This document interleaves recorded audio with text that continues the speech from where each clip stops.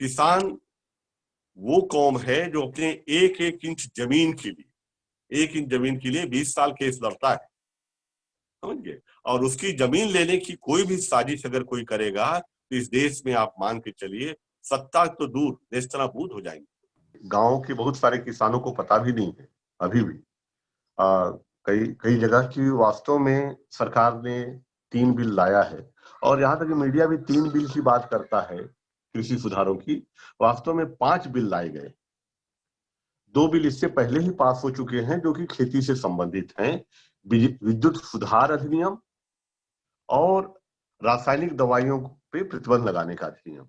ये 2 पहले ही पारित हो चुके हैं और न किसानों को न मीडिया को उससे कोई लेना देना नहीं, पता भी नहीं चला लोगों को। और अभी जो हालिया 3 बिल पारित हुए वो भी शायद किसानों को उतना पता न चलता अगर राज्यसभा का वो अभूतपूर्व हंगामा ना होता। देखो, कोई भी चीज आती है तो 2 चीजों पे, पहले उसके गुण दोष के बाद में जाए, पहले नियत पे जाए। क्योंकि कानून भी, कोई भी कार्य अगर घटित होता है तो उसके पीछे नियत देखती है। ये जिस तरह से ये बिल आए, 5 बिल पिछले 1.5-2 महीने के अंदर, ठीक है, तो हम क्रोनोलॉजी को समझे कि पिछले 5 सालों में, 6 साल कहूंगा मैं, 6 साल में सरकार ने केवल 1 बिल लेके आई थी, भूमि सुधार अधिनियम, जो किसानों से संबंधित था, जिसे कि किसानों के भारी विरोध के कारण वापस लेना पड़ा। और उसके बाद अचानक कोरोना के समय, जब कि पूरा देश एक दड़बे में बदल गया है, अपने अपने घेरे में कैद है, ऐसे समय दूसरी तरफ जब आप कह रहे हैं कि चीन आपके ऊपर चढ़ा रहा है, अंतर्राष्ट्रीय विपदा 2 तरफ से आ रही है, सीमाओं की तरफ से आप कह रहे हैं आ रही है, और कोरोना के जरिए, ऐसे समय आप 5-5 बिल कृषि सुधार के नाम पे लाते हैं, वो भी बिना किसानों से चर्चा की। किसानों को आप उपहार बता रहे हैं, दे रहे हैं, और वो बिलों पे जब पढ़े लिखे लोग, हमारे जैसे लोग, जो एक जमात है किसानों में जो थोड़ा बहुत जागरूक है, मैं नहीं मानता कि अभी भी भारत का किसान जागरूक है। गांव देहात का किसान बिल्कुल भी जागरूक नहीं है सर, उसको पता ही नहीं किसानी का अधिकार क्या होते हैं, राइट्स ऑफ फार्मर्स क्या है। बिल्कुल, अगर जागरूक होता तो इनकी इतनी हिम्मत ही नहीं होती कि बिना किसानों से चर्चा किए ये बिल ला पाते। भाई, आप हमारे लिए ला रहे हो, we are the stakeholder. हम अगर स्टेक होल्डर हैं तो पहले हमसे भी तो पूछते कि हम क्या चाहते हैं। और ये जो बिल ले आए हैं, ये लाने के पहले इन्होंने उद्योग, व्यापारी जो संगठन है, उद्योग और व्यापार के जो संगठन हैं, उन संगठन के प्रतिनिधियों से बातचीत की, और उन्होंने इस बिल को सुनने और पढ़ने में पहली नजर में बहुत सारे इसके जो उपबंध हैं, प्रावधान हैं, बड़े लुभावने लगते हैं कि साहब अब पूरे देश में किसान बेच पाएगा, पूरा देश एक बाजार बन गया।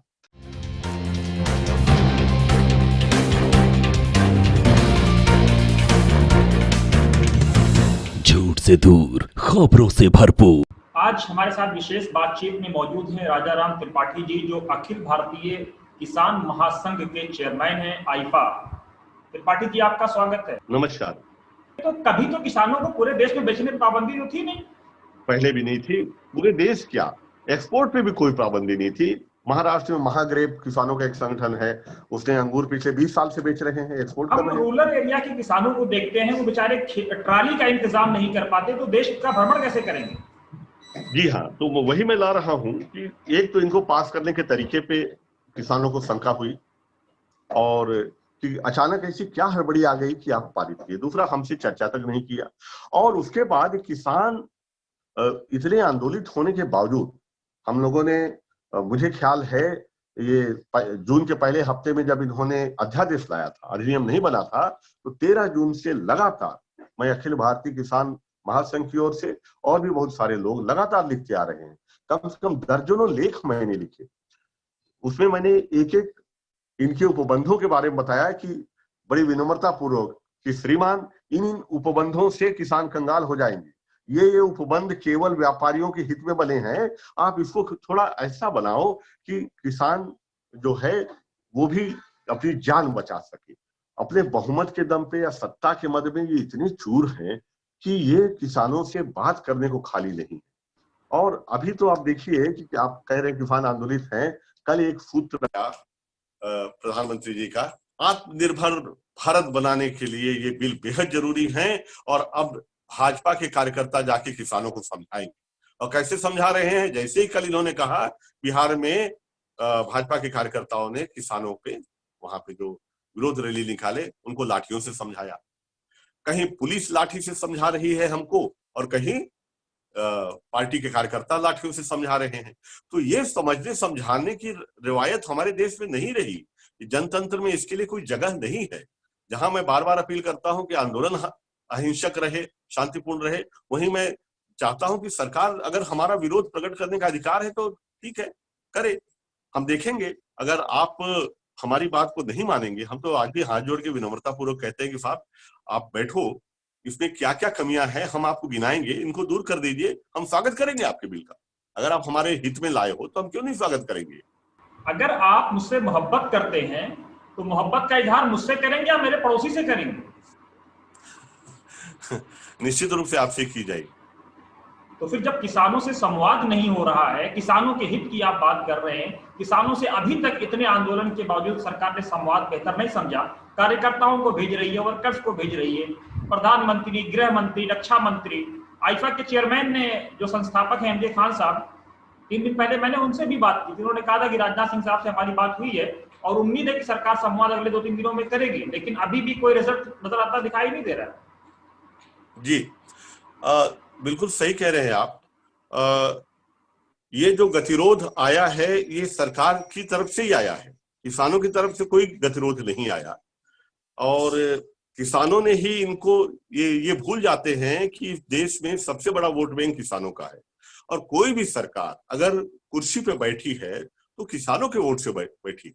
और अगर वो किसानों का हित चिंतन नहीं करेंगे, वो व्यापारी और कारपोरेट का हित चिंतन करेंगे, तो यही किसान इनको कुर्सी से नीचे भी उतारेंगे। इस बात को नहीं समझ रहे हैं। हमारा बार बार हम कहते हैं हमारा कारपोरेट से, मैन्युफैक्चर से, इंडस्ट्री से, व्यापारी से कोई हमारा झगड़ा नहीं है। हम एक विन विन सिचुएशन चाहते हैं। हम एक चाहते हैं कि बिल ऐसा लाओ कि किसानों के हित में हो, व्यापारियों का भी हित हो और देश का भी हित हो, हम तीनों के हित के लिए। और ये असंभव नहीं है भाई। जब मंडी कानून आया था तब भी किसानों की भलाई के हिसाब से आया था। अब आप कह रहे हो मंडी के कानून में इतनी खामियां हैं कि इसे बंद कर देना चाहिए। तो आप 6 साल में आपने उन खामियों को दूर करने में एक कदम भी बढ़ाया क्या? दाएं बाएं की बात नहीं, मुद्दे की अगर बात करो तो आप मुझे बताओ कि किसान को आप ये कह रहे हैं कि एसेंशियल कमोडिटी एक्ट में आप सुधार करके कि किसान भंडारण कर सकेगा। आपके देश में 84% किसान 4 एकड़ से कम के हैं। 4 एकड़ से कम का किसान खाने के बाद जो बेचता है थोड़े बहुत, क्या 20 क्विंटल धान, गेहूं, मक्का लेके किसान कहीं जाके बेच सकेगा? आपने लगाया था बिहार में ये कानून, 1.5 दशक हो रहा है, 15 सालों में बिहार के किसानों की दशा क्या सुधरी? और आज की बात करो तो बिहार का जो मक्का है वो 18 रुपये 50 पैसे के न्यूनतम समर्थन मूल्य के बावजूद 10 रुपये में बिक रहा है, आधे कीमत पे बिक रहा है। तो यही कानून तो वहां पहले से लागू है। जब उसका हश्र आप देख सकते हो, उनको तो छूट है कि पूरा अपने माल को पंजाब में जाके बेचे, लेकिन बिचौलिया बिहार के मक्के को खरीद के पंजाब में ज्यादा कीमत पे बेच के मुनाफा कमा रहा है। किसान के पास कहाँ क्षमता है? आपने एक ट्रेन चलाई थी ना अभी चुनाव के समय, 7 अगस्त को चलाई थी बिहार से, किसान एक्सप्रेस। आप बताइए उसके जरिए कितने किसान लाभान्वित हुए? 1 महीने का तो टाइम है, 1.5 महीने का, 90 दिन ट्रायल के लिए बहुत होता है, आप पता करिए। अगर ऐसा नहीं है तो आप कोई भी इतनी बड़े परिवर्तन के पूर्व पहले इसके गुण और हानि, इन दोनों के बारे में क्वालिटेटिव। आप क्या देख पा रहे हैं, सरकार किसानों से बातचीत में अभी भी क्यों डर रही है, क्यों बच रही है? देखिए, मुझे तो दीवार पे लिखी इबारत पढ़ने में आ रही है, सरकार नहीं पढ़ पा रही अलग चीज है। किसान वो कौम है जो अपने एक इंच जमीन के लिए 20 साल केस लड़ता है, समझिए। और उसकी जमीन लेने की कोई भी साजिश अगर कोई करेगा तो इस देश में आप मान के चलिए सत्ता तो दूर नेस्तनाबूद हो जाएंगे। एक चीज हमने और देखा था, संसद में स्वर्गीय मुनव्वर सलीम साहब ने राज्यसभा में यह मुद्दा उठाया था कि किसान का आलू 2 रुपए किलो बिकता है, लेकिन वही चिप्स 200 रुपए और 1000 रुपए किलो बिकती है। इतना बड़ा अंतर क्यों है? किसानों के साथ क्यों ऐसा शोषण होता है? देखिए, ऐसा है कि हमने खेती किसानी को इस देश में प्राथमिकता पे कभी नहीं रखा गया। गांव में प्रसंस्करण होता, अगर आलू का चिप्स गांव में बने, चिप्स बनाना कोई रॉकेट टेक्नोलॉजी नहीं है, छोटे से जगह हो सकता था। अगर गांव में प्रसंस्करण को हम बढ़ावा देते कि आलू को सोलर ड्रायर होता और चिप्स बनाने की छोटा सा, और गांव में शायद प्योरिटी की गारंटी भी ज्यादा होती।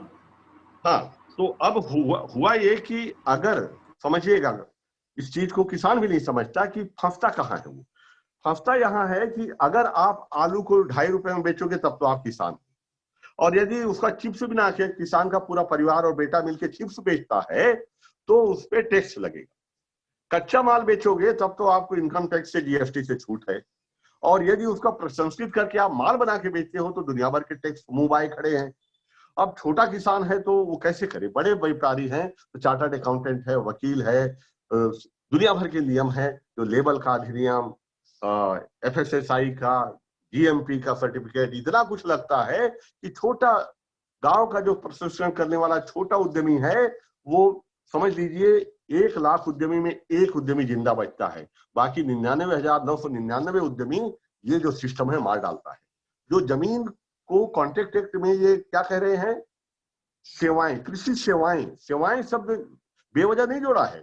सेवाएं यानी सर्विस, सर्विस सेक्टर में अगर ये आया, सर्विस सेक्टर में अगर ये आ रहा है तो सीधे सीधी बात है कि उस पर टैक्स लगेगा। सर्विस सेक्टर पे 18% GST है, 18%। तो कल को जो कॉन्ट्रैक्ट एक्ट में आएंगे उनको भी निश्चित रूप से समझ लीजिए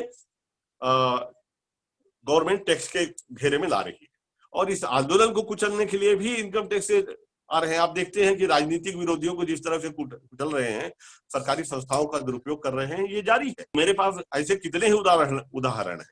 तो इनकी नीयत में जहां कमी हमें दिख रही है, हम बार बार बताने जा रहे हैं कि साहब प्रसंस्करण अगर आप चाहते हो कि आलू जो है 2.5 रुपए का, पिछले साल 2 रुपया 70 पैसे में किसानों का आलू बिका है उत्तर प्रदेश में, और अभी आप देख रहे हैं 35 रुपया किलो बिक रहा है, कहीं 40 रुपए भी है। तो ये 1 रुपया का 2 रुपया होना बात समझ में आती है। 1 रुपये का 6 रुपया होना सट्टा होता है, और 1 रुपया का 20 रुपया होना हमारे देश में व्यापार होता है, और वो किसानों के उत्पाद के दम पे होता है व्यापार। ये व्यापार नहीं है। आपके जो बिल हैं इनमें बहुत सारे प्रावधान ऐसे हैं जो किसानों को मार डालेंगे। हमने इस पूरे उसमें एक चीज समझी है कि किसान ये चाह रहा है कि कम से कम आप MSP की गारंटी कर दो, जो MSP से कम कीमत पे खरीदेगा उसको जेल भेजने का प्रावधान करो। व्यापारी और किसान दोनों के बीच का रिश्ता सरकार के नियमों ने कसाई और गोश्त का बना रखा है। जब तक मिनिमम सपोर्ट प्राइस से कम खरीदी को अपराध नहीं माना जाता, जब तक किसान के दाना दाना खरीदने की गारंटी नहीं देते, तब तक वास्तव में किसान इतना कमजोर है वो नहीं बेच पाएगा।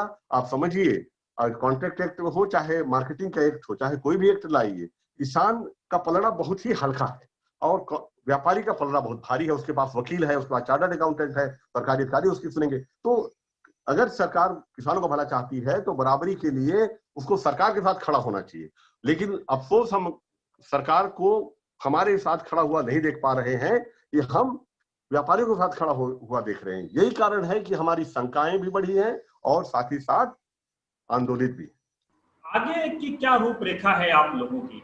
देखिए, हम लोगों ने, आइफा ने कहा कि जो जहां पर है, क्योंकि कोरोना है और कोरोना बहुत तेजी से फैल रहा है, और सरकार ने शायद इसे ही सबसे सही उचित समय माना है ये अधिनियमों को लागू करने के लिए, कि किसान घर से निकल नहीं पाएंगे, आंदोलन नहीं कर पाएंगे। बावजूद इसके अपनी जान जोखिम में डाल के कई जगह किसान निकल रहे हैं सड़कों पे। हमने कहा कि भाई विरोध जो है, पहली बात तो अहिंसक तरीके से ही हम करेंगे। हमारे बीच कई बार असामाजिक तत्व घुस के आंदोलन को बदनाम करने की कोशिश करते हैं, तो मैं कहता हूं कि भाई हम हर हाल में इस आंदोलन को अहिंसक ही बनाए रखेंगे। सरकार भले आत्मनिर्भरता का संदेश देने के लिए कार्यकर्ताओं को लक्ष्य लेके भेज रही है, लेकिन हम शांति और अहिंसा के साथ ही चलेंगे, पहली बात। दूसरी चीज, ये हम इनको एहसास दिलाएंगे कि जो किसान के साथ नहीं है वो सत्ता पे नहीं बैठेगा।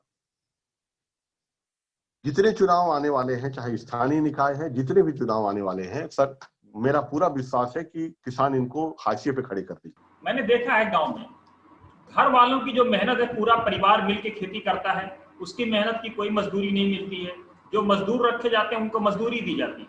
और उसके बावजूद अगर आपके पास 20 बीघा खेत है तो 80-85 हजार रुपए उसमें लागत आ जाती है, 1 लाख रुपए के आसपास, और बिकता कितने में? 1.25 लाख में। मतलब 25,000 रुपए के लिए आपको 6 महीना 3 महीना वेट करना पड़ता है। ये 25,000 तब आपको हासिल होंगे जब ऊपर वाली की रहमत रहे, पानी भी गिरे, बीमारियां भी आपको बख्श दें आपकी खेती को, और खलिहान में आपकी फसल खराब ना हो, खेतों में ना हो, और बाजार तक पहुंच जाए। ठीक है, तो ये 3 जो बड़े जोखिम हैं, वो जोखिम आज तक कोई नहीं उठा पाया। इनकी जो बीमा कंपनी आई, वो तो जितना बीमा का प्रीमियम लिया उतना भी इन्होंने मुआवजा नहीं दिया। 5 लाख की गाड़ी का हम 5 अगर बीमा देते हैं, अगर कुछ नुकसान होता है तो 2 लाख तो देती है, यानी समझ लीजिए कि 20 गुना तो मिला हमें। लेकिन हम 2,000 रुपया बीमा देते हैं तो 1,000 रुपया बीमा कंपनी हमें मुआवजा देती है अगर फसल खराब हो जाती है। तो जितना प्रीमियम लूट के ले जाते हैं किसानों को, उतना भी पैसा नहीं देते। आंकड़े सामने मौजूद है मेरे पास, मैं आंकड़े गिना सकता हूं कि किन किन राज्यों में इन्होंने लूट मचाई है। अरे बीमा कंपनियों को कोई सपना नहीं आया कि चलो भारत के किसानों का भला करें, वो केवल पैसा कमाने आई। हमें सरकार को ये देखना चाहिए कि इनके देश के किसान जिंदा रहें। सवाल केवल इकोनॉमिक्स का नहीं है सर, सवाल हमारी थाली की रोटी का है, और रोटी कितनी कीमती है सारे अर्थशास्त्र पे भारी पड़ेगी। जब रोटी नहीं होगी तो सारे सिद्धांत भूल जाएंगे। ये राजनीतिज्ञ न चेत रहे, ना पार्टियां समझ रही हैं, ना व्यापारी समझ रहा है। 1 अरब 30 करोड़ की जनसंख्या है, कब तक आप इंपोर्ट करके खिलाएंगे? ये बड़े दुख की बात है त्रिपाठी जी कि 1 किलो चावल जो हम गांव में 10-12 रुपए में खरीदते हैं, जब हम शहर आते हैं तो वही हमारा चावल यहाँ जो है 30, 40, 50, 60, 70, 80, 90 और 100 रुपया किलो बिकता है। ये क्या कैलकुलेशन है? देखिए, ऐसा है कि हमारे यहाँ लाभ कमाने की होड़ है। जिसके पास जितने ज्यादा साधन है और जो जितना ज्यादा साधन संपन्न है वो ज्यादा लाभ कमा रहा है। हम एकदम ऊंचे से देखें, जो सबसे बड़े इस देश के व्यापारी हैं, सबसे बड़े देश, किसी का नाम नहीं लूंगा, उनका जो है सकल उनके पास जो संपत्ति है उसमें 23% की बढ़ोतरी हुई पिछले साल, जबकि ये देश का जीडीपी 27 और 29% से नीचे जा रहा है। ये दर्शाता है कि जो जितना साधन संपन्न है उतना ज्यादा फायदा कमा रहा है। तो किसान जो है सबसे कम साधन संपन्न है, तो किसान का फायदा लूटा जा रहा है। तो ये समझ लीजिए कि जो धान की है 22 रुपया 21 रुपया समर्थन मूल्य है, चावल अगर देखें तो 30 रुपया लागत अगर आती है, 30 रुपया का अगर 150 रुपये में बिकता है तो बीच का पूरा मार्जिन साधन संपन्न लोग खींच के ले जा रहे हैं। पहले था कि फसल खलिहान से घर आती थी, अब घर नहीं आती, खलिहान से बिक जाती है, खेतों से बिक जाती है फसल, क्योंकि दुनिया भर के दबाव है, आर्थिक दबाव है, कर्जा चुकाना है, अगली फसल के लिए बीज और खाद खरीदना है, दवाई खरीदनी है। तो किसान के पास भंडारण क्षमता है ही कहाँ? कौन सी भंडारण क्षमता आप हमको दे रहे हो? किसान के पास ये क्षमता ही नहीं कि पूरे देश में ले जाके बेचे। बिल्कुल सही कहा आपने। पहले क्या होता था, कटाई होती थी, खलिहान में आता था, खलिहान के बाद घर में आता था, बिल्कुल सुखाते थे, फिर चावल बनाते थे, तो कुछ कम भी मिल जाता था, कुछ भूसी भी मिल जाती थी, कुछ और चीजें मिल जाती थी, कुछ नहीं मिल रहा, सीधे सीधे धान बिक जाता है। निश्चित रूप, यही मैं कह रहा हूँ। तो इस सिस्टम को हम लोगों को ही मिल बैठ के सुधार सकते हैं। अगर सरकार वास्तव में खेती किसानी को की भलाई की बात करती है, किसानों के साथ बैठे, तो हम भी राजनीति को अलग रखें। जैसे कई बार अभी मैं सुनता हूं कि जिस नेता को कहे वो बोलता है कि कांग्रेस भड़का रही, फलानी पार्टी भड़का रही। भाई राजा राम त्रिपाठी तो कांग्रेस के समय भी कांग्रेस की नीतियों का विरोध कर रहे थे, तब भी कर रहे थे।